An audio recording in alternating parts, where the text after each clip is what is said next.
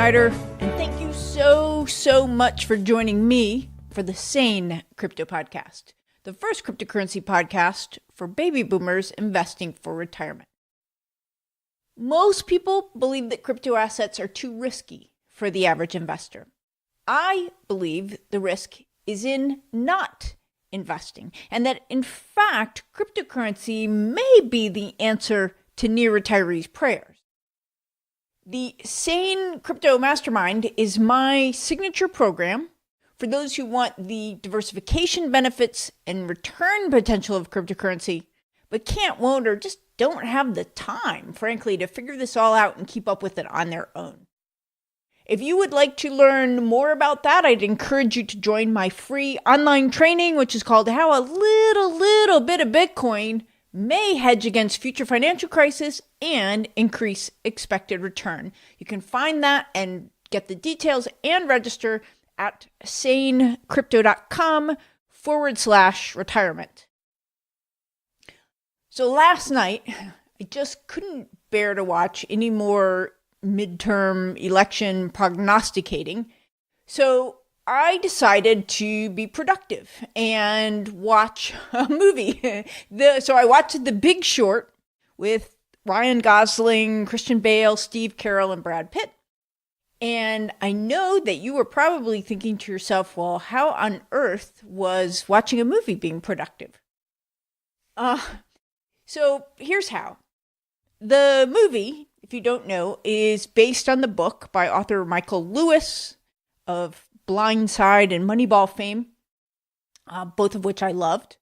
But many may not know that his very first book, Liar's Poker, was based on his years as a bond salesman at Salomon Brothers during the late 1980s and featured very prominently the head of Sally's mortgage department, Louis Ranieri, considered the father of the mortgage-backed securities, those same mortgage-backed securities that later almost caused the collapse of the world's financial system and became the subject of Lewis's seventh book, The Big Short, Inside the Doomsday Machine.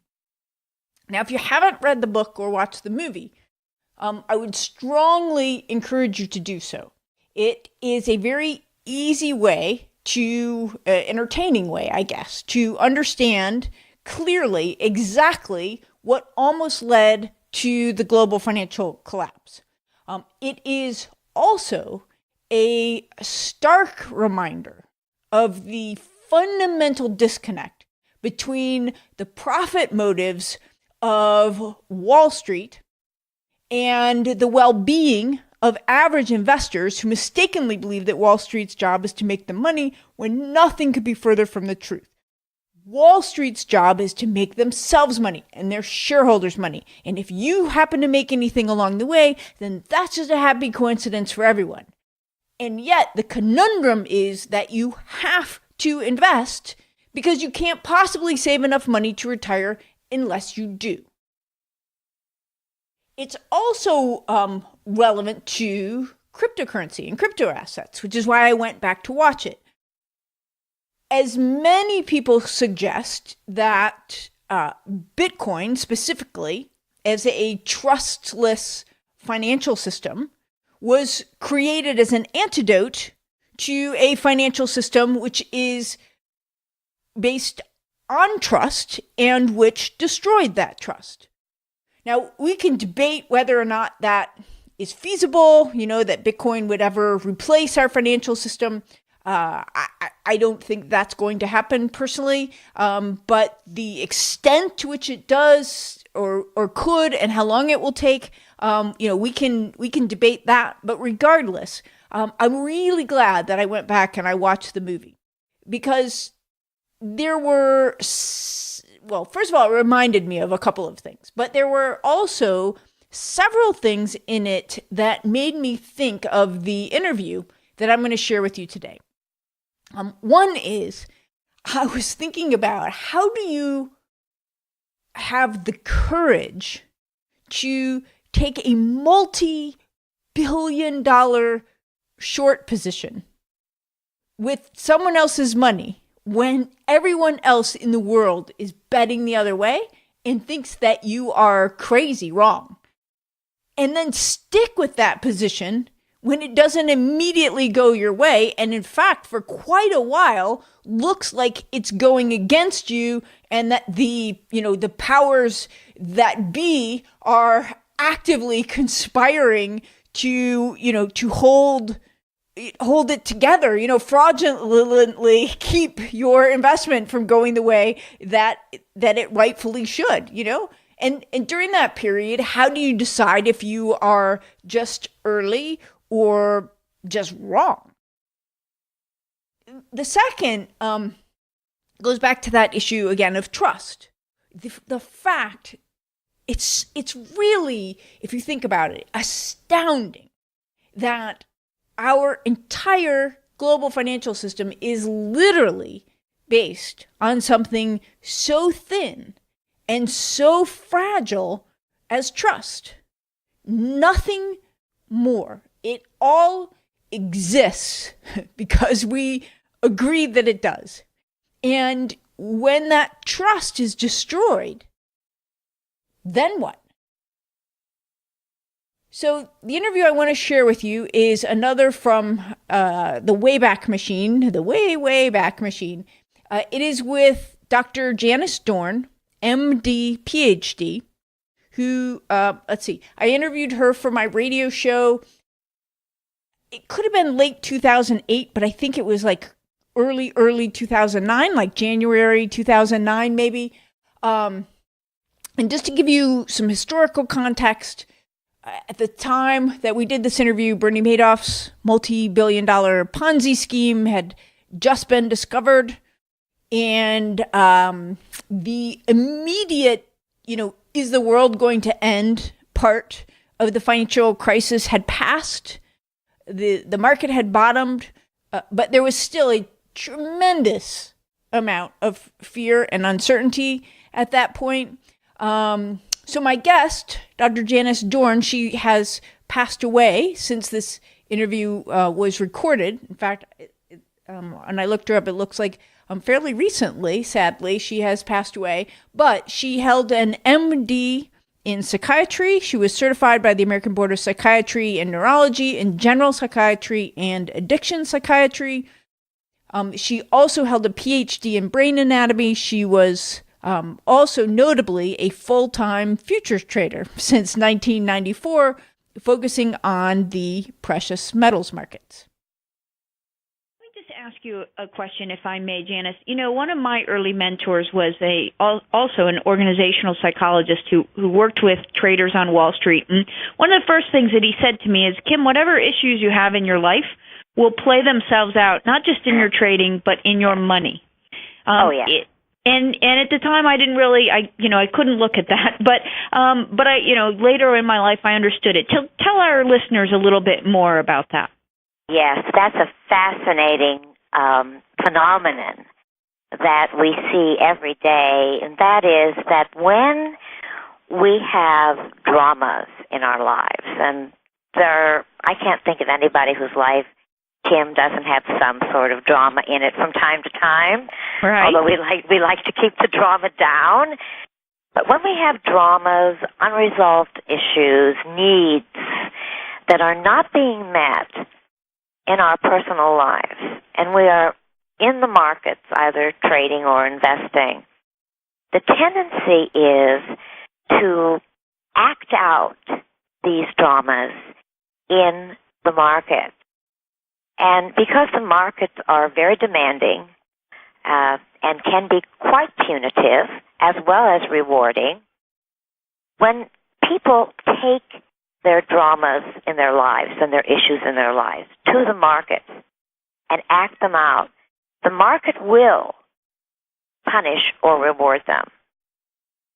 And we see this happening every day with people who are emotionally not equipped to deal with something going on in their lives, and they think that they can get fulfillment or satisfaction of some kind from working in the financial markets. And what tends to happen is that the reinforcement that they're getting in their lives, which is generally not good or negative type reinforcement, they get the same thing from the markets.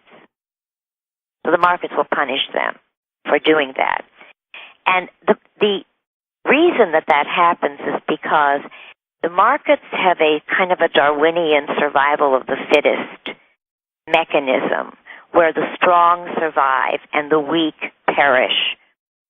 And if the market senses weakness in a person, it will exploit that weakness and take their money away from them. I am so glad you said that, because I understand that completely and totally. But in a way, it to our listener, I think it might sound almost, if I'm using the word correctly, that you're almost anthropomorphizing the market. I mean, how can the market know if I am strong or weak? Right. Well, the market is nothing but people. I mean, the market is how many people trade every day? 60 million people.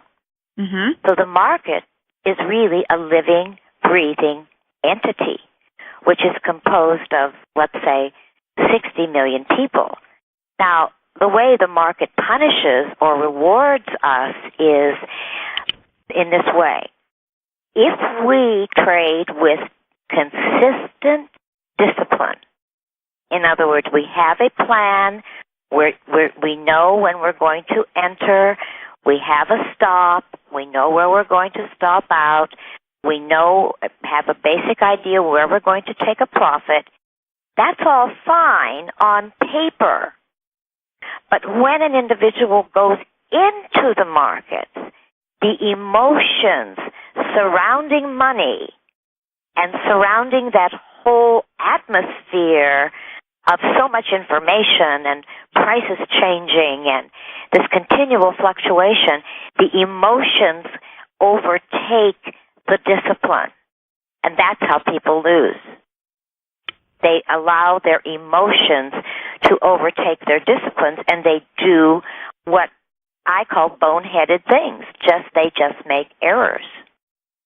They do, and I know that on the academic side, we talk a lot on this show and in various things that I write about the studies that have been done, which quantifies, the impact that these emotion-driven decisions will have, and it's the reason that the average investor underperforms their investment, whatever that is, which seems impossible, but it happens every day. Yes, it happens every day, and I've read some of the work that you've done on this, and it's excellent because you are one of the few financial advisors I know that really does have a grasp and an understanding of some of the basic tenets of this new area, which is called behavioral finance or behavioral neurofinance, where it shows that we all have biases which get in the way of our being consistently disciplined to make money in the markets. So, Janice, let's talk about some specific things that people need to know or do in order to combat some of these mistakes that we make, whether they be our emotional biases, the shortcuts that our brain has us take, the perfectionism. Give me, three tips that our listeners can take away and work on. Okay. The first thing is to have a plan. Before you enter the markets, you have a plan. Where you will enter, where you will exit, why you are entering, what you are entering. So it's like a business plan that a person makes for a trade or for an investment. That has to be absolutely done. In other words, you have to have a trading plan. The second thing is to be able to execute that plan without emotion. Now, I'm not saying get rid of emotions because we're human and we have emotions. But what I'm saying is that we have to be in touch with our emotions and understand that they are coming from a part of the brain which is very primitive and not logical. And when these emotions come up for us is to recognize them and get them back into the logical, rational part of our brain. Now, how could we do that? Because, it sounds easy, but it's really quite difficult. It's very difficult, but with I wrote a paper actually called This Is Your Brain on Trading. And I think it was the first paper that had ever been written about how to see a signal, recognize it as familiar, and take the signal and allow feel your emotions, but not trade on them. So you can feel them, you can understand them, but you don't trade on them. And that just comes from practice. It takes between 10 and 15 years and 10 to 20,000 hours of deliberate practice to become a consistently good trader or investor. So this is something that has to be practiced consistently and disciplined over time. So the first thing is to have a plan. The second thing is to execute your plan rigorously with discipline with a minimum amount of emotional color. And the third thing is to release attachment from the outcome of whatever is going on. In other words, whatever happens, that is what happens. It's not good, it's not bad, it's just that is what happens. And that's called being in the moment, being in the flow of whatever trade or investment that you are in. Okay, that is absolutely wonderful stuff. You are preaching to the choir there, as you well know. But, I think it's so important because it really is a very overlooked aspect of handling our money, and increasingly more and more of us are doing more and more of that on our own. Because one of the things that I when I heard you just say 10 to 20,000 hours, right, I can hear a bunch of people on the other end of the radio just throwing up their hands and saying, oh, well, I will never have that sort of time invested in becoming good at this. So, all is lost. I'm hopeless. Well, nobody's hopeless because if it is not it is not a sprint. It is a marathon. And if people are determined to do it, then they can do anything they want to. The power of the human spirit is enormous. And if people want to take personal responsibility for their finances, they can do it. But it's simple, but it's not easy. Now, if they feel that they don't want to make this commitment or they aren't called to it, then they find somebody who's good at doing this, who has a good track record, and who can do it for them. But even if they do that, they must always keep their mind on the money and the money on their mind, because it's their money. So no matter who you turn your money over to manage, you can't just turn it over blindly to somebody and say, here, take care of it. There are marvelous financial advisors, you're one of them, out there who can manage money, who are grounded, who have the experience. But I still firmly believe that it is each of our responsibility to keep our eye on our money. Absolutely. You and I sing the same tune. I have the 6 fundamental principles of investing. Number 5 is emotions are your worst enemy, and number 6 is that you alone are accountable for whatever financial situation you find yourself in. So I love to hear what you are saying. It's fabulous. Let me just ask you one last unrelated question, and I don't mean to come from left field on you, but I'm just curious, given your background and your unique perspective on things, give me a little sense of the damage that is being done to the investor psyche by this whole Bernie Madoff thing. What are your thoughts on that?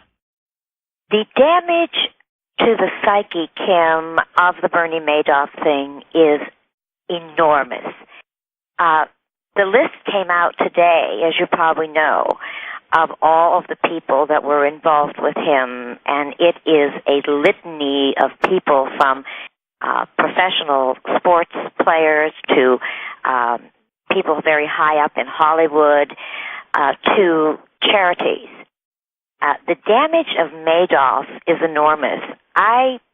He's murdered people, really, in terms of their money psyche. They've allowed themselves to be killed by him.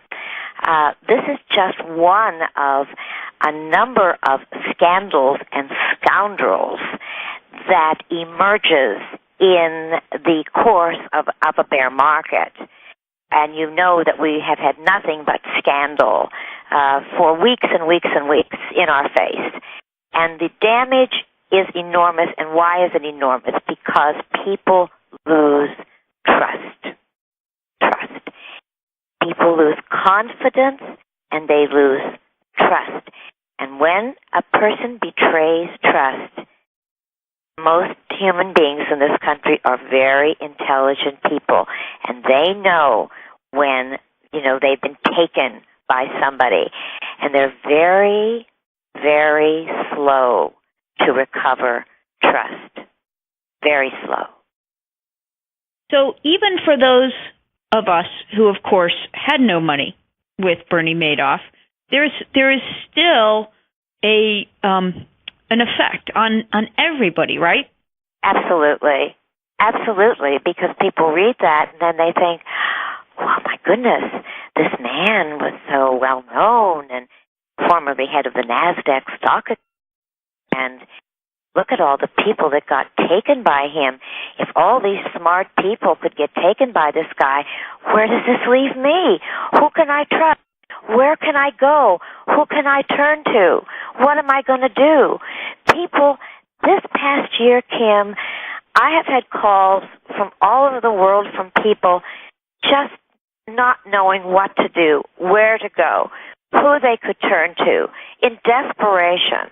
And when you see something like this Madoff mess, this guy who made off with $50 billion and is still sitting in his penthouse, people are angry, as they should be. Mm-hmm. So what do you tell them? I tell them that this can happen to anybody. This could happen to you. This can happen to anybody. And that is why we've got to take money away from being the last great taboo of our culture and start looking at it and talking about it and questioning everything. Question everything. Don't be afraid to speak up to whoever's managing your money and ask them what they're doing, what's going on, what's happening with my money. Don't be afraid to look your money square in the face and say, hey, I'm responsible for you. I'm going to take care of you. I've worked my whole life to make you, and I'm not going to let you get away from me. I think that is a wonderful place to leave our conversation. Thank fabulous you. Advice. Anything that we should have talked about, we should have told people that we didn't cover? We are responsible. I think that as we progress through this next economic, geopolitical, social, personal, and financial cycle that we're in, even if we're coming into a cycle time now, Kim, where we could see a fairly decent bear market rally, that the economic situation underneath is not pretty, and that we must remain personally responsible for our thoughts, our feelings, and our actions, and not turn into a society of being entitled, rather to remain and to increase a society of being responsible. And personal responsibility starts with mental, emotional, physical, financial, and spiritual. And that the more personal responsibility we take, the stronger we make ourselves to get through anything that is coming, anything that life hands us. Wonderful advice, Dr. Janice Dorn. Thank you so much. I know everyone who is listening has benefited tremendously. You've been a wonderful guest, and I hope you'll come back on the show again. I would love to join you again. It's been an enormous pleasure for me to be with you today. Thank you so much, Kim. All right. I know the historical references were a little bit dated, but, still completely relevant. So let's just summarize to get it cemented in our brains. Number one, our unresolved personal issues play themselves out in the markets and in our money. As I said in the beginning, I just thought that was a bunch of woo-woo when I was first told that, but I guarantee you it is true. Our brains have an amazing capacity for making our insides match our outsides, even when we are not totally conscious of what our insides look like. Number two, people do boneheaded things in the market because emotions overtake discipline. Number three, you must have a plan, a business plan for each investment. Now, my template is what I call the 5 questions. Those 5 questions are: should I invest, which is the why? How much do I invest? In what and how much in each? In other words, which assets and how much? Under what circumstances do I sell? And under what circumstances do I buy more? Number 4 is that you must be able to execute that plan without emotion. So for me, the way I have always done that is through frameworks and systems. So the sane crypto framework, for example, is just the system for execution of that plan. Number 5 is to release attachment to the outcome. Dr. Dorn, calls it being in the moment. For me, it's more about understanding that any one individual decision, a good decision can at times, the right decision can at times produce bad results, and bad decisions paradoxically can at times produce good results. But that the key to being successful is knowing that and being able to let go of those times when that does happen and understand that over time, good decisions produce good results and bad decisions produce bad results. And so the key for me is to be able to separate those and let them go, so that I continue to make the right decisions, if that makes sense. Number 6, investing is not a sprint, it's a marathon. That's a bit of a cliche, but it is so true, which helps with this idea, like what I was just talking about, of being in the moment, and letting go of those individual points in time and understanding it's not about this time, it's about over time. Number 7, money is the last great taboo. We will talk about anything now, sex, drugs, rock and roll, doesn't matter. But money is still, for so many people, a taboo subject. Don't be afraid to question the experts or go against the herd. Sometimes the bigger the education, the bigger the ego, the bigger the mess. Just take long-term capital or Enron, for example. If you want examples that even predate the mortgage crisis. And then finally, number 8, you alone are responsible for whatever financial situation you find yourself in. Not the financial system, not your broker, not your CPA, not your boyfriend, not your husband, not your wife, not your teachers, not your parents, you. Only you. If you don't like the situation you're in, then you are the one that needs to make a change to fix it. All right, so as always, I hope that you found that helpful. A friend of mine, Al, if you're listening, he says, when I start to get into those things that I feel really strongly about and I get into those teaching, I start talking really fast and really, I don't mean to come off that way, but I hope you can tell it's because I probably did those 8 points like that. But it's because, I don't, it kills me to see people, 1, be taken advantage of, and 2, make a mess of something that I know I can help them with. So if that sounded a little strident, or does at times sound a little strident, that's why. Thanks, Al. I'm thinking of you. All right. Again, I hope that was helpful. If it was, I have a favor to ask. I'm sure you've heard me and other podcast hosts ask you for iTunes reviews. Those reviews are not just to stroke our egos. They help the iTunes algorithm to show the podcast to more people by sending signals to that algorithm and potential listeners that this is quality content that the audience finds helpful. If it doesn't get those signals, then it just puts the podcast in a black hole and shows it to less and less and less people, which creates this downward death spiral. So it's important to keep those coming. I hate that we have to ask for them. It's silly, but hey, we live in an algorithmic world, don't we? So if you did find it helpful, please take a moment to do two things. One is to subscribe to the podcast. That's good. Even better is to do that and leave me a 5-star rating. And even better than that, maximum social signal is to do that and leave a review with comments and feedback like so many others of you have done. And if that's you, thank you so much. I do read every single one and appreciate you so much. Also, if you'd like to learn more about my investment thesis for crypto assets and my system for implementing that thesis without letting my emotions overtake discipline, I recommend my free online training, which is called How a Little Bit of Bitcoin May Hedge Against Future Financial Crisis and Increase Your Expected Return.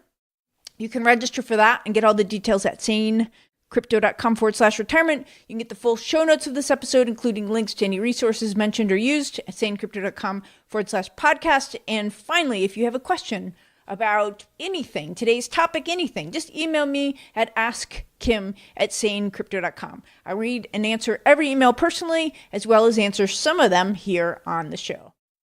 Everything I say on this show is for educational purposes only. Nothing should be considered investment advice. Past performance is no guarantee of future results. All investments involve risk, so do not, under any circumstances, invest money you can't afford to lose. That is it for me. Strident voice and all. I'm Kim Snyder. I'll be back next week. Until then, may the crypto gods continue to smile on us all.